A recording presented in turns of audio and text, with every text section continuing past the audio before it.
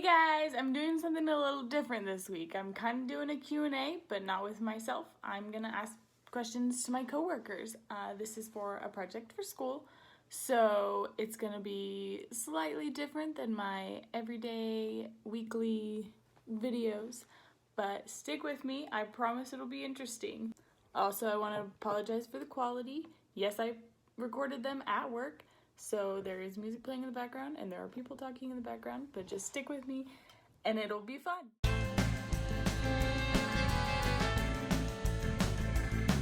Let's get started. First things first, I started by asking everyone what their favorite part of working at Owls was. My favorite part about working here is all of my fun coworkers. My coworkers. Fun coworkers we work with. My favorite part of my job is the people. Cassidy. Aww. Just kidding. What's my favorite part of my job? It's a hard one. My coworkers actually, yes. So not specifically Cassidy, but my coworkers, yeah, like Cassidy. Hanging out with my awesome employees. Interacting with customers and people every day. So, as you can see, we all love working with our coworkers. That's our favorite part of our jobs. I didn't persuade them in any way to say what they said, but I did know that they were going to say that, mostly because of what I observed throughout the course of the past few weeks and just as I worked at Owls. So next I asked a couple of my coworkers who they thought had the most authority. Jace Larson, the CEO. They say, of course, the general manager has the most authority because just with like the hierarchical culture of any job, the boss is the boss. So I definitely would do what he told me to do, but if it had anything to do with like my department and I had questions, I would always question it. Well, their answers were different. Bree's answer kind of summed them both up. The boss is the boss. And we see that in everyday life, especially in persuasion. What the boss says, you do. The strongest form of persuasion in my workplace is definitely ethos. There are a few examples that I have that my coworkers had said about persuasion that I will share with you now.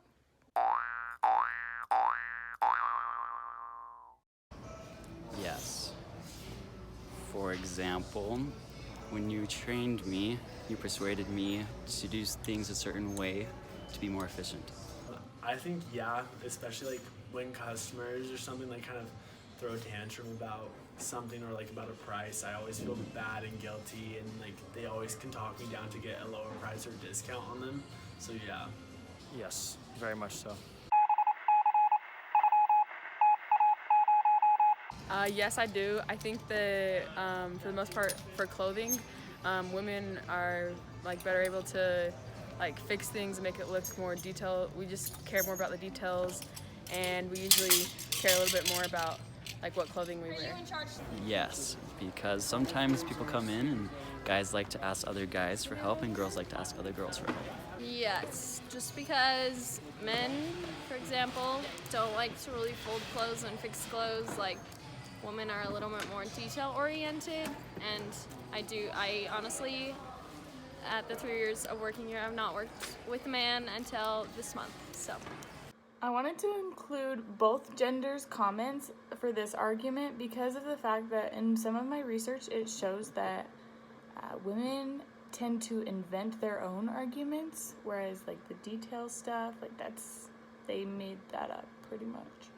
And men use like criteria stuff. So when Cameron said men like to ask other men and women like to ask other women, that is a physical thing that we notice, whereas Cameron probably folds the clothes just as detailed as, say, I would. If you'd like to know more on gender and the differences in arguments, just follow this link. Do you think race plays a role in your workplace? I do. I've noticed that most of the people that work on the floor are the face of Owls are dominantly white people, and the people that are of other races usually work in the back or freight where they are less seen. No, obviously a black guy could work there too. In your opinion, should there be more diversity in the clothing department? I don't think it's necessary, but I think it definitely is an option. Like, if a guy wants to work in clothing, they shouldn't refrain from saying no, just because, I mean, we're all women, and so we like to talk, and it'd just be weird having a womanly conversation with a man, so. I really enjoyed hearing my coworkers' different views on diversity at ALS. I definitely thought it was interesting that Brie only focused on gender and not race, because of the fact that, like Chase had said, there isn't really people of color on the floor working as the face of ALS. That's definitely something that's not just a problem at ALS, but pretty much everywhere. I learned this through some research that I did, based specifically on race, since we didn't have very much race diversity at ALS, or specifically in the clothing department. I thought that was kind of a weird thing, but then as I did my research, I found out that it's actually pretty normal, even though that's not a good thing that it's normal. They had some great points. If you would like to check that out, the link is right here. While conducting some of my research, I found that body language actually has a lot to do with persuasion, and one of the things that my coworkers had said really backed that up. When it comes to customers, do you think they believe what you have to say about the products? I think they believe it if you present yourself with confidence. If not, they probably won't believe it. To kind of sum it up, the rhetoric in my workplace isn't very different from any retail community anywhere, really. We do have persuasion in not only with our bosses, but with the customers and with each other.